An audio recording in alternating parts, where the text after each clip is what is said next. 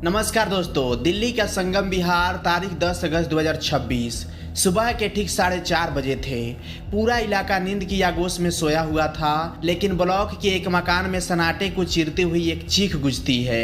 20 साल की खुशी जो अपनी छोटी बहन के साथ कमरे में सो रही थी, ठंड लगने की वजह से एसी बंद करने उठती है। उसे क्या पता था कि एसी बंद करने के बाद जैसे ही वह कमरे से बाहर कदम रखेगी, उसकी पूरी जिंदगी हमेशा हमेशा के लिए बदल जाएगी। टॉयलेट की तरफ बढ़ते ही खुशी देखती है कि उसकी माँ मंजू उर्फ नाजिया जमीन पर बैठी थर थर कांप रही है, पसीने से लथपथ, आंखों में एक अजीब सा खौफ। खुशी पूछती है, माँ क्या हुआ, तुम इतनी डरी हुई क्यों हो? माँ कांपती आवाज में कहती है, तेरे पापा घर पर नहीं है और तेरा भाई कांवड़ लेने गया है, फोन भी नहीं उठा रहा है, मुझे बहुत घबराहट हो रही है।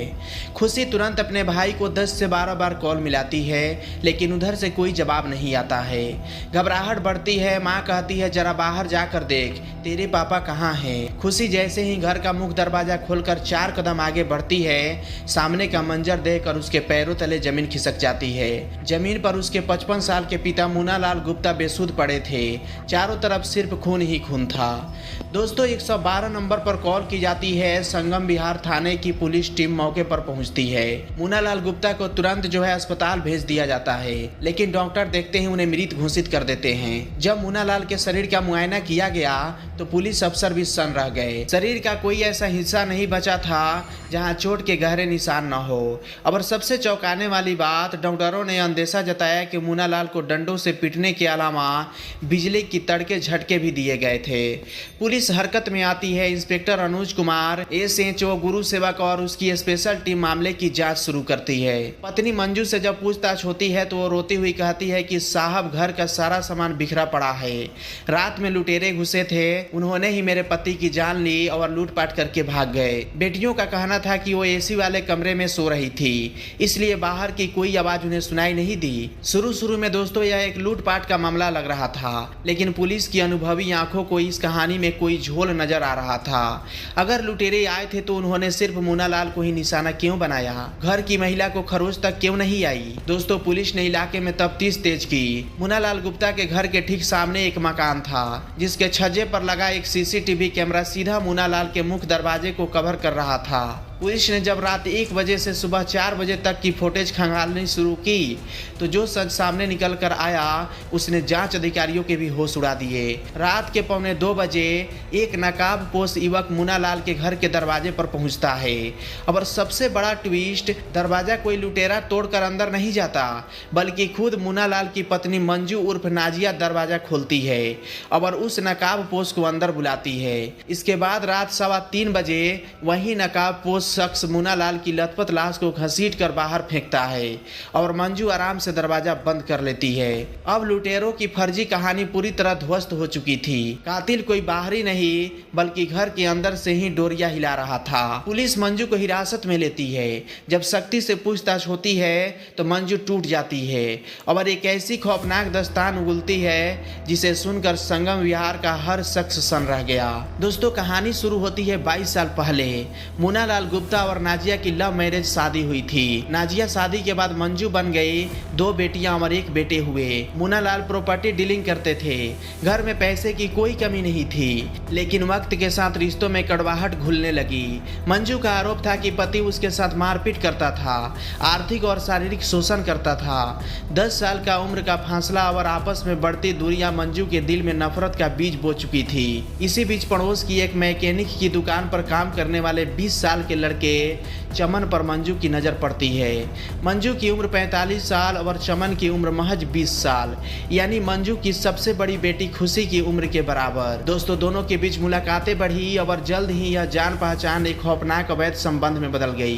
पिछले 6 महीने से यह सब चोरी छिपे चल रहा था, लेकिन जब मुन्नालाल को इस बात की भनक लगी तो घर में आए दिन कलेश होने लगा। मंजू ने अब मुन्नालाल को रास्ते से हटाने का फैसला कर लिया। उसने अपने 25 साल छोटे प्रेमी चमन चमन से कहा, अगर तुम मुझे पूरी तरह पाना चाहते हो तो तुम्हें मेरे पति का काम तमाम करना होगा। इसके बदले मैं तुम्हें 5 लाख रुपए भी दूंगी।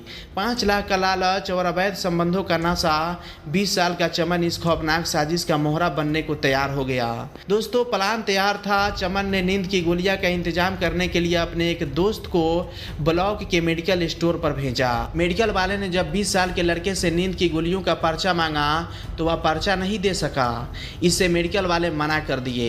तब लड़के ने मेडिकल स्टोर वालों को पूरी बात बताई कि उसकी शादीशुदा प्रेमिका अपने पति को गोलियां देकर उससे मिलना चाहती है। मेडिकल वाले ने न जाने क्यों दवाइयां दे दी, यह पता नहीं चला। 9 अगस्त 2026 की शाम को चमन ने वो गोलियां मंजू के हवाले कर दी। रात में मंजू ने पानी में मिलाकर मुनीलाल को नींद की गोलियां दे दी। मुनीलाल गहरे नशे की आगोश में सो गए। रात भर में मंजू और चमन के बीच 60 से ज्यादा बार फोन पर बातें हुई। रात 1:45 बजे इशारा मिलते ही चमन घर में दाखिल हुआ। मुनालाल बेसुध पड़े थे। साजिश के तहत पहले उन्हें बिजली के तार से करंट लगाया गया। दर्द से मुनालाल की नींद टूटी, लेकिन गोलियों के भारी नशे की वजह से वो विरोध नहीं कर पाए।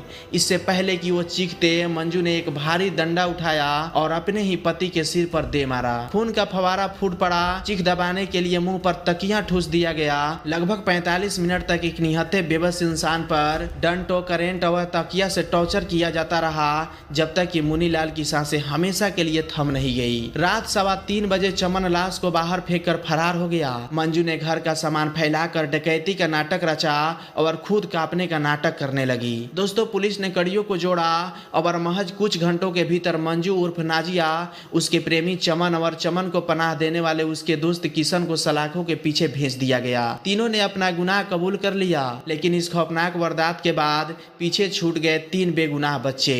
जिस माँ बाप के साय में उन्हें अपनी जिंदगी संवारनी थी, आज बाप दुनिया में नहीं रहा और माँ जिंदगी भर के लिए जेल की सलाखों के पीछे सड़ने चली गई। 22 साल का रिश्ता, 3 बच्चों का भविष्य और एक हंसता खेलता परिवार सिर्फ एक पल की हवस, लालच और नफरत की बलि चढ़ गया। दोस्तों, यह घटना हमें सोचने पर मजबूर करती है कि जब रिश्तों में से वफादारी और इंसानियत खत्म हो जाती है तो इंसान किस हद तक गिर सकता है। अपने आसपास सतर्क रहें, गलत रास्तों से बचें और रिश्तों की मर्यादा बनाए रखें। अगर आपको यह रिपोर्ट और हमारी प्रस्तुतिकरण पसंद आई हो तो वीडियो को लाइक करें, चैनल को सब्सक्राइब करें और अपनी राय कमेंट बॉक्स में जरूर दें। सुरक्षित रहें, सावधान रहें। मिलते हैं नेक्स्ट वीडियो में। तब तक जय हिंद, जय भारत।